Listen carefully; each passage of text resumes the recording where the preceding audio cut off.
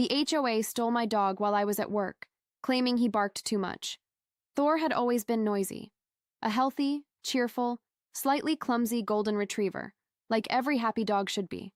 He barked when he saw the mailman, when he heard unusual footsteps on the sidewalk, when other dogs passed by, or when the garbage truck stopped out front. But he was never aggressive. He never bit anyone, never left the yard, never crossed the property line. He was just a dog, being a dog. When I moved to this neighborhood 3 years ago, I imagined I'd find peace, beautiful houses, well-kept streets, an organized community. Actually, too organized. I soon discovered that the HOA controlled every detail with an iron fist and endless meetings. The grass couldn't exceed a certain length. The fence color had to be approved. Non-standard plants triggered formal warnings. I thought it was over the top, but I took a deep breath, tried to adapt. Except Thor didn't know how to be discreet. At first, there were a few casual complaints, an anonymous note in the mailbox. "Your dog barks too much. Please fix it." Then a neighbor, always with that fake smile, told me casually, "Oh, your dog is so beautiful. Too bad he barks so much, right?" I thought it was just a fussy neighbor. Someone who doesn't like pets, wanting a cemetery-quiet neighborhood. I kept living my life, taking Thor for walks, giving him weekly baths, keeping his vaccines up to date. He was my partner, my companion after a whole day at work. But over time, the signs got more serious. The first fines arrived. Small at first. Noise disturbance violation. Then came written warnings copied to the condominium board. HOA meetings started happening in secret. They kicked me out of the groups, stopped greeting me. Neighbors who used to smile at me now avoided eye contact. Nobody responded to my good morning anymore. Good. It was as if I had broken some silent rule and was being socially punished for it. I started to worry. I tried talking. I wrote a letter apologizing for any inconvenience. I even bought a bark-reducing collar, against my own will, just to show I was trying to cooperate. But nothing worked. That Friday, I left the house at 7 in the morning like always, gave Thor his food, left fresh water, patted his head and said, "Behave yourself, big guy. Tomorrow we'll go on a long walk." I came back at 6 in the evening. The street was strangely quiet. I entered through the back gate and called, "Thor! Come on, boy." Silence. I called again. No bark, no sound of paws on the ground. I ran to the backyard. The gate was locked, as always, but the space, empty. His collar was hanging there, his water bowl untouched. The red ball, he never let go of it, was all alone in the corner. I panicked, searched the house, called neighbors, looked around the neighborhood. Nothing, no sign, no barking, no clue. And then I saw it. Stuck to my front door with tape was a white envelope, no return address. Inside was a letter on HOA letterhead. Cold, bureaucratic, impersonal. "We inform you that, after repeated complaints and considering the inconvenience caused by the dog Thor, the HOA authorized the animal's removal by a specialized team. This action aims to preserve the well-being of the community. We appreciate your understanding. HOA." My hands trembled. My stomach turned. I reread that paper at least 10 times. Removed? What do you mean removed? Who do they think they are to take my dog without even warning me? What kind of organization believes it can enter someone's property and seize a pet as if it were unwanted trash? I sat on the porch steps holding the crumpled paper, my chest wide open with pain. Thor was more than just a dog. He was my home, my balance, my silence after chaos. And now, he was gone. I didn't run. I didn't cry. I just sat there, motionless. The anger was still building up, like a silent storm. But one thing was certain. This wasn't going to end like that. It was only beginning. The next morning, before the sun rose, I was already up, with dark circles under my eyes, my face swollen, and my eyes burning from not sleeping at all. During the night, I had watched my home's security footage at least 20 times, looking for any movement at the gate, a sound, a clue of how and when Thor was taken. But there was nothing. They had turned off the cameras. It wasn't a rushed or improvised action. They had planned it. The first thing I did was call the HOA's number, which, of course, went straight to voicemail. Then I went to the administrative office where they'd stationed some kind of outsourced receptionist who barely looked up from her monitor. When I asked where my dog was, she replied in the most indifferent tone possible. He was removed by a noise control team and sent to the partner shelter, We have no further information. Partnered with who? Who authorized this? You couldn't just barge into my property.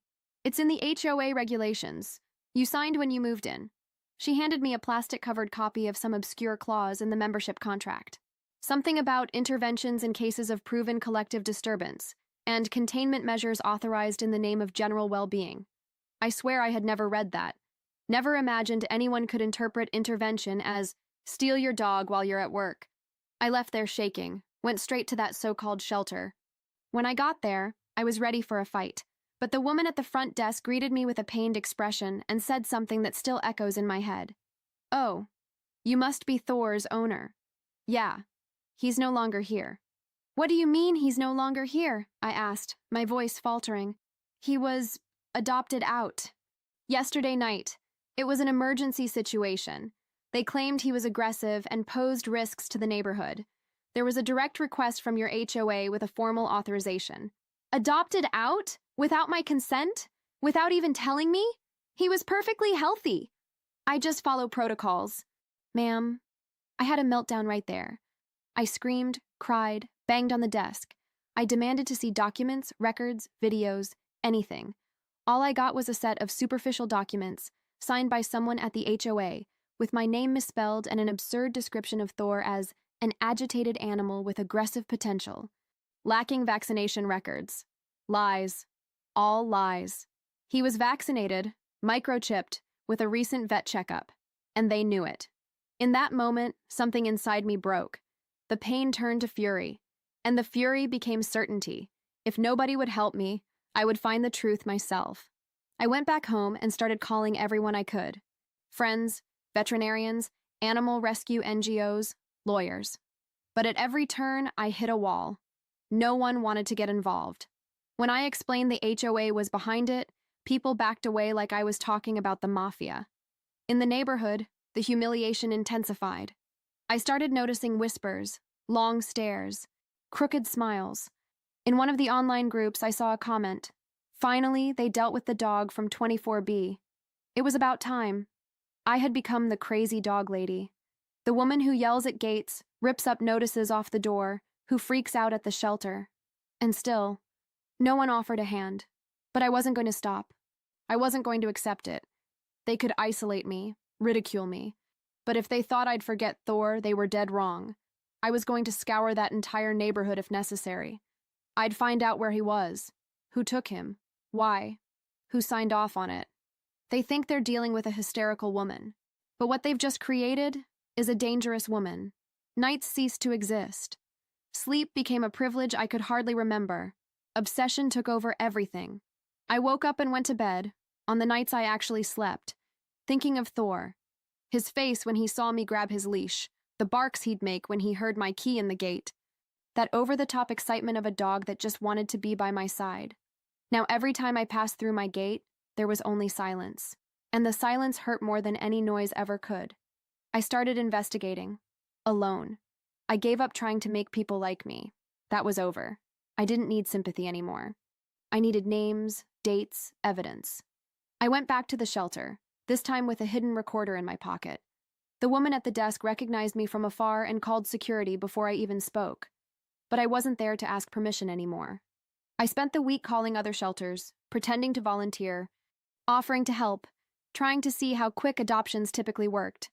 That's how I found something strange. A small, almost unknown shelter told me over the phone, "Oh, you're from the HOA Hillside area, right? We usually get pickups from there now and then." "What do you mean?" I asked, trying to keep my cool. "They have their own system. When there's a dog that barks too much or is problematic, they send it over. We just sign, receive, and pass them along. Nothing illegal, but it's kind of private." That was the first crack in the HOA's squeaky clean veneer. I kept going. I recorded everything. Neighborhood meeting? I'd be in the back, cell phone on airplane mode, camera rolling in my pocket. I started putting together a physical binder full of names, timelines, screenshots of group chats, copies of the fines I'd received. I talked to former residents, those who had the guts to move away, and one of them, safely far from the neighborhood, sent me a voice message saying, "You're not the only one. My German Shepherd disappeared the same way. They told me he ran away. But today, I'm sure that wasn't the case.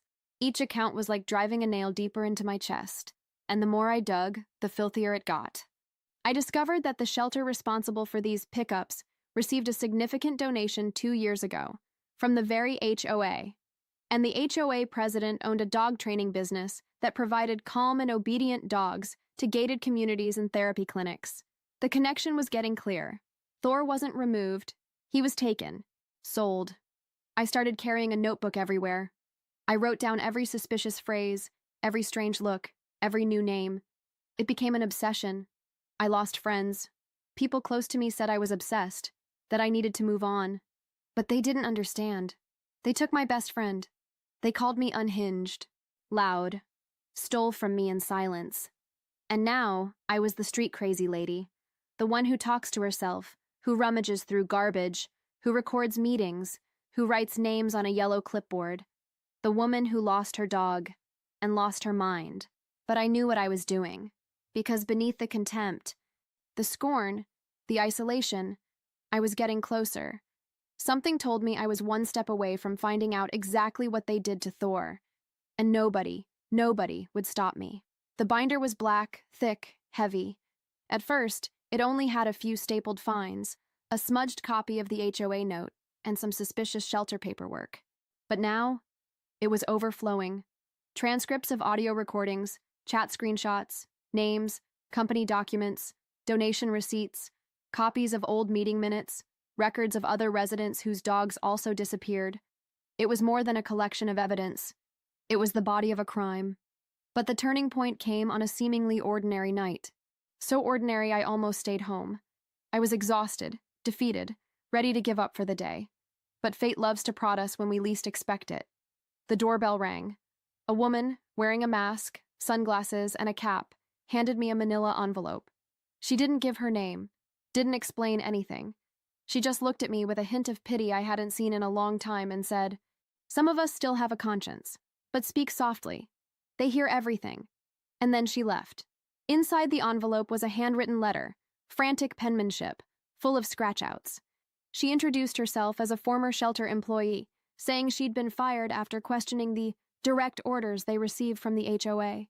How the dogs that were picked up almost never received medical evaluations, how the reports were filled out before even seeing the animal, and how in some specific cases they were instructed to adapt the records according to what the HOA needed. At the end of the letter, she wrote in trembling letters, "Thor was sold. Fake name, chip removed, forged paperwork." The buyer was directly indicated by the HOA president. At that moment, I didn't cry. I didn't scream. I couldn't even react. I just stared at the words like I was reading a death sentence. But the pain turned to action. I grabbed my dossier, organized every piece of evidence as if I were preparing a court case, and I started asking more direct questions. I called journalists, activists, NGOs. Some ignored me. Others laughed me off. But one, in particular, listened. He was an investigative reporter. When I told him part of the story, he thought I was exaggerating. But when he saw the papers, the audio recordings, the former employee's letter, his face changed. "This is much bigger than it seems." We started building a timeline. The HOA had removed at least 8 dogs over the past 18 months, all with excessive barking records, all with owners who had received similar notices. None returned, no official investigation, no citations against the association. And more, the HOA president was listed as a hidden partner in 2 companies, one supplying dogs to luxury condominiums, another a rehab clinic that used sociable and trained dogs as part of its therapy. Thor ended up in that system. A dog too noisy for the neighborhood, but perfect to be domesticated and sold elsewhere. Meanwhile, the HOA's facade remained intact. They were still seen as a benchmark in community organization and harmony. The president was called a model leader, writing columns in the local paper, attending charity events. And me? I was still the crazy lady at 24B. But now I had it all. Everything they did. And as much as it still hurt to imagine Thor somewhere far away, maybe confused, maybe waiting for me, I knew I was about to turn the tables. I was no longer a woman screaming alone. I was a woman with a dossier, and they were going down. I thought taking everything to City Hall would be the beginning of the end. That, with a folder of solid evidence, tangible proof, accounts, dates, names, connections, someone would finally say, "This is serious. We'll investigate." I walked into that office clutching the black binder to my chest as if it were my own heart, as if I still believed justice existed where there was evidence. But what I got was bureaucracy, forms, preliminary reviews, evasive answers. The civil servant who assisted me seemed more interested in finishing his coffee than hearing me out. He flipped through the pages like he was reading an appliance catalog. And when he finished, he said in the most mechanical voice, "Ma'am, you need to file a formal written complaint and wait for it to be processed. Legal will review it within 30 business days. 30 days. 30 days while my dog could be anywhere. While others might be taken. While the HOA president kept smiling for local news and earning applause in neighborhood meetings. I left in silence, but inside I was screaming. My next attempt was the press. I contacted the reporter who had listened to me before. He was shocked by City Hall's disinterest, but when he tried to publish the story on a major portal, it got stuck in editorial review, which claimed the complaint needed more official evidence. I started to suspect there was more going on. A network that protected those who knew how to work in the shadows. I went days without eating properly. I wandered the house like a ghost. The neighborhood, of course, knew I was stirring up what I shouldn't. Some started giving me even dirtier looks. Others simply ignored me. I became an annoying buzz in their peaceful routines. That same routine that, unbeknownst to them, hid a crime. And then, I got a letter, no sender, slipped under my door, a simple piece of paper folded hastily. Inside, 4 lines that froze my blood. He's at Creek Hill Farm, near the north exit. He was sent there labeled aggressive and sick. Check the records. They're lying. You weren't the only one. I took a few seconds to breathe. Creek Hill Farm. I'd heard that name before. It was a humane treatment center for animals deemed unadoptable. A place that supposedly offered painless euthanasia for dogs with severe illnesses or violent behavior. They were saying Thor was taken there to die. My chest tightened. My hands shook so much I could barely dial my phone. I called the reporter. He was silent when he read the note. Then he said, "I'm going with you." The next day, we hit the road. The farm was isolated, strangely tidy, like a stage location. An employee greeted us politely enough, but his eyes hid something. We said we were looking for a dog named Thor, recently seized by the HOA. He denied knowing anything, claimed the files were incomplete. But the reporter pressed on. We showed him the note, showed him the binder. His expression changed. He turned pale and went to the back with a, "Let me check," that took nearly 20 minutes. When he returned, he said Thor had indeed been taken in, but unfortunately euthanized for health reasons. He showed us a document, clearly altered, claiming the dog had rabies. Rabies. I almost fainted. Thor, who was vaccinated.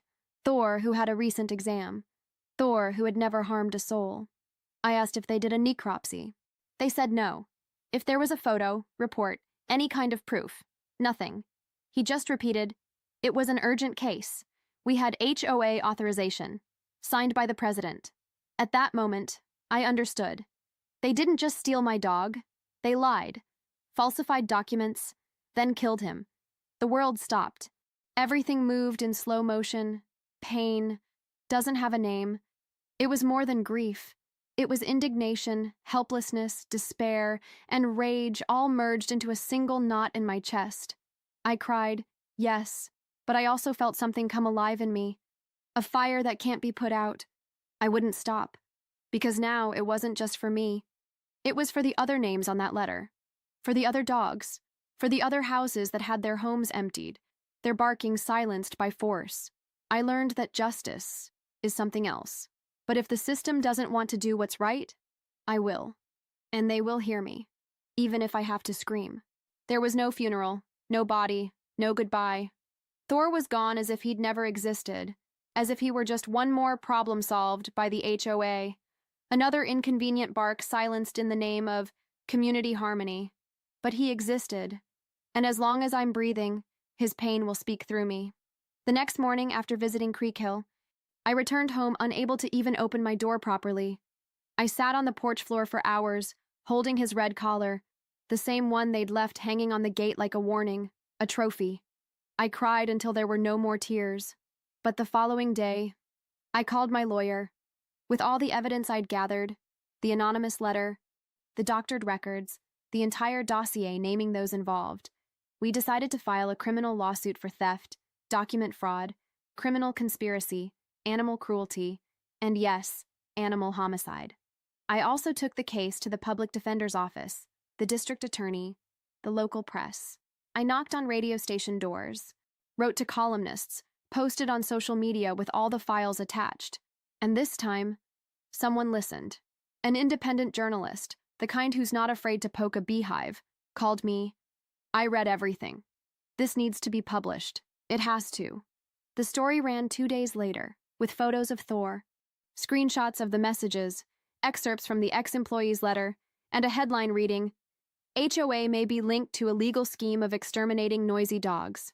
It was like pouring gas on a fire already burning inside me. The next day, I was summoned to an extraordinary meeting of the HOA's new interim board, set up in a rush after the story came out. The former president? She still denied everything, wearing that same rehearsed smile. But now, she looked at me with hatred. I went, of course. The meeting took place in a makeshift room at the community center. About 20 people were there, all neighbors. Some curious, some uncomfortable. And there I stood, binder in hand, finally facing the old HOA board members. You killed my dog, I said in a low, firm voice. Falsified documents, stole him from my house, forged reports, signed papers with my name spelled wrong, and sold animals like they were objects. One woman at the edge of the table looked at me with boredom and said, You really need psychological help. You're obsessed. It was just a dog. And if you'd taken better care of him, none of this would have happened. The silence that followed was like a slap in the face. I laughed. Honestly. Laughed from sheer nerves.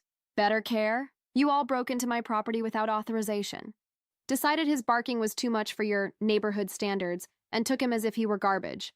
That's not care. That's a crime.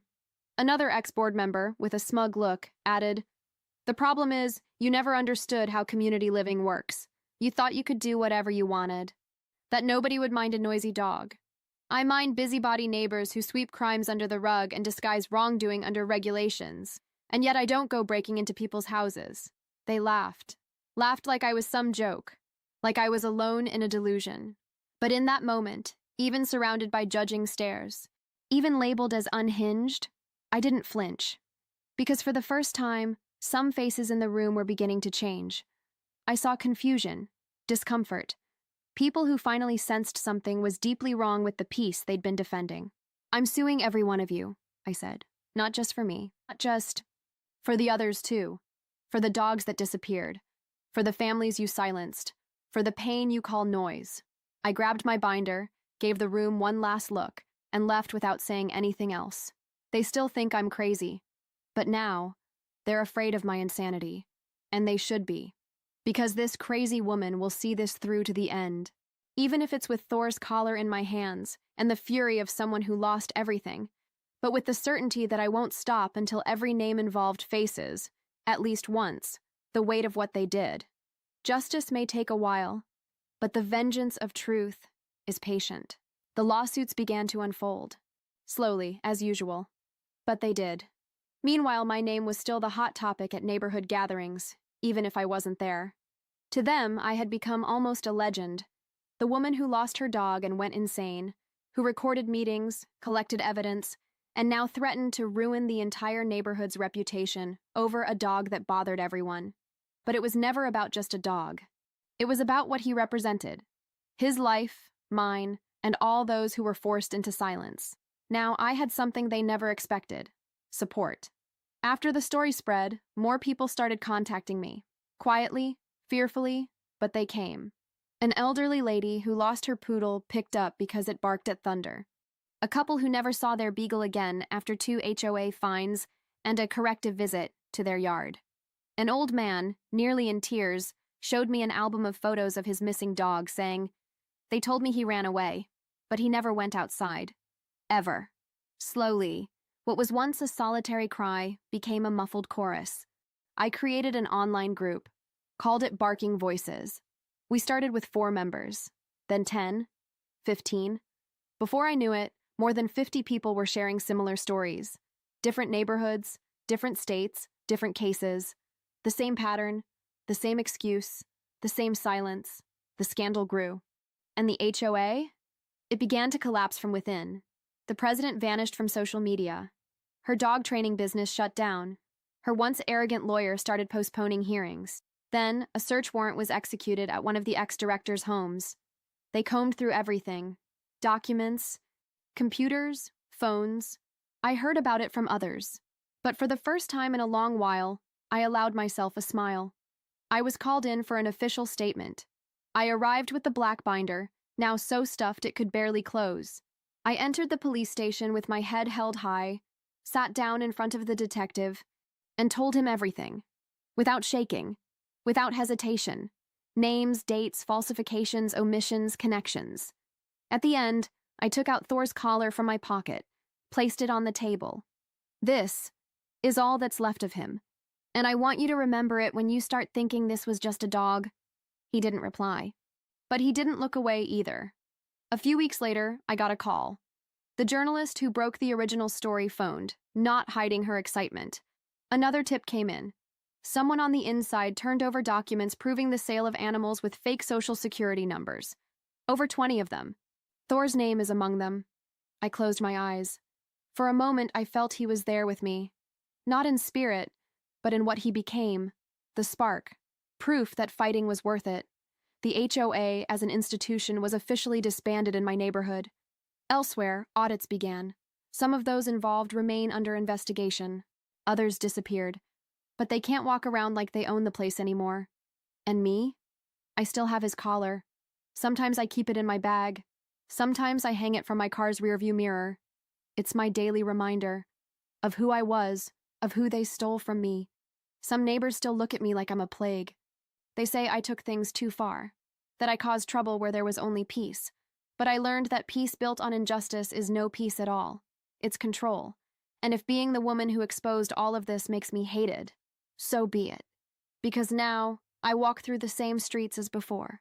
But those who laughed, who mocked, who ignored me, they're the ones who look away. I didn't lose. They just don't know what to do when silence barks louder than any dog. The news broke on a rainy morning. I was having coffee, distracted, trying for the first time in a long while to have a normal day. The TV was on low volume. Then the headline appeared. Former HOA president arrested on charges of involvement in illegal scheme to remove and sell animals. Her name, her face, footage of her arrest. I didn't react at first. I just sat there, mug in hand, eyes fixed on the screen. She was being escorted away in handcuffs. Head down, hair pinned back in a rush. The report mentioned charges of identity fraud, falsified documents, animal cruelty, organized crime, and theft of private property. My first feeling wasn't revenge or joy. It was a sort of tired relief. She was just one name in a growing list, but hers was the signature.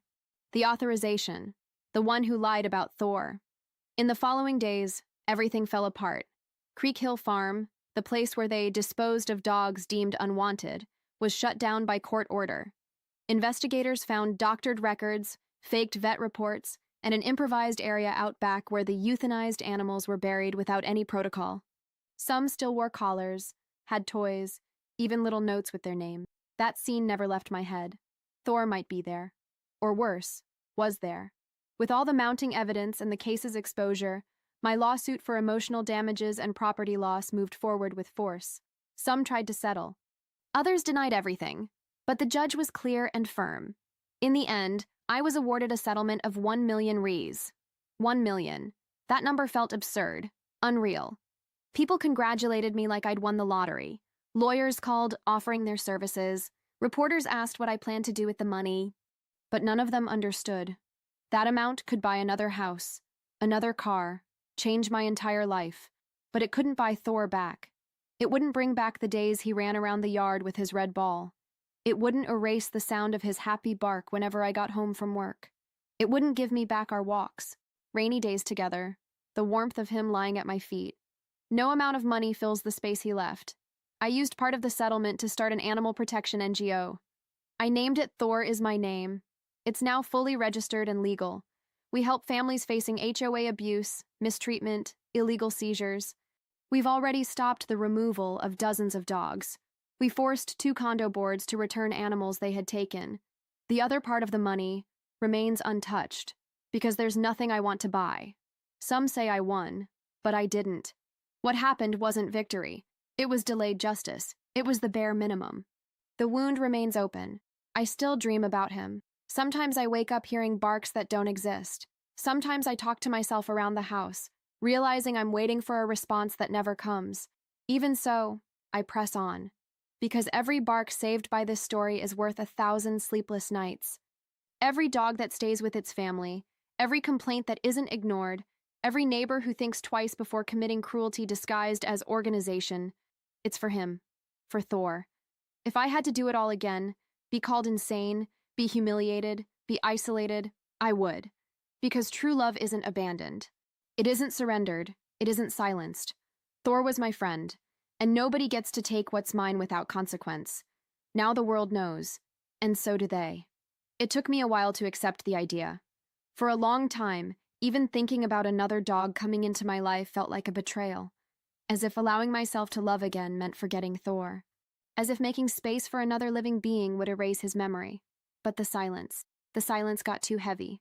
The house, even renovated, even buzzing with activity from the NGO, still felt empty when I came home at night. It still felt too small for the echo. The gate opened, and no one came running. And no one. No paws on the floor, no warm breath on the sofa, no anxious eyes when I walked in with grocery bags. It happened at an adoption fair. I wasn't planning anything. I was just there to represent the NGO, help with screening, talk to animal rescuers. And there he was, in the corner of a makeshift tent, lying on a worn blanket, light brown coat, spotted muzzle, droopy ears, big, expressive eyes. But what struck me most was the way he looked at me, straight on, unwavering, as if to say, well, it took you long enough, but here you are. This one's complicated, one of the volunteers said. He's been returned 3 times. Too clingy, needs constant attention, a real Velcro dog. I squatted down, slowly reached out my hand. He didn't hesitate, rested his forehead on my palm and let out a long sigh, like he was relieved. What's his name? I asked. He doesn't have one. Each home called him something different. None of them stuck. I looked at him again. Without thinking, I said, Loki. She laughed. But Loki's the god of mischief, isn't he? Exactly. And transformation, I answered. I took him home that same day. Loki arrived like he'd always lived here. Hopped on the couch, ran through the rooms, sniffed the backyard where Thor's red ball was still tucked away in a corner. He slept curled at my feet, unafraid, sure of himself, as if we'd always been together. He was different from Thor. More restless, more affectionate. He wanted to be around me constantly. He learned to open drawers with his muzzle, hid my socks, pulled the tablecloth just to get attention. But his gaze, oh, that gaze was the same. Deep, entire, trustworthy. For the first time in a long while, I smiled without pain. The HOA no longer existed, officially dissolved. The neighborhood is now a shapeless group of people who pretend to live peacefully but avoid crossing my path on the sidewalk. I'm still the woman who took things too far, the one they don't want to approach so they won't get involved, the one who exposed everyone, who didn't bow her head. Kids still look at me curiously. Some parents pull them away when Loki and I pass by, like he's dangerous, like I'm contagious. But I've learned to live like this. I don't expect a good morning anymore. I don't expect invitations, friendly neighbors, gatherings. I don't need them. The front gate now has a new sign. Loki lives here, and no one takes what's his. Loki's become my natural alarm. He barks at everything. I don't stop him. Now I let him bark as much as he wants, because each bark is a reminder that this house is his, too. If they don't like it, they can shut their windows. Sometimes I still dream of Thor, and in those dreams he isn't sad. He's running alongside Loki, as if they've met, as if they know their stories are now intertwined. I look at Loki, and I know I'll never replace Thor. But I also know that loving again doesn't mean forgetting. It means resisting. Loki brought back the joy they tried to rip away. And whoever wants to call me lonely, let them. Loneliness is the neighborhood that lives in silence, pretending nothing happened. I don't. Here, in this piece of land, in this marked house, lives a woman who faced them all and won. With a leash, with love, with barking, and with Loki.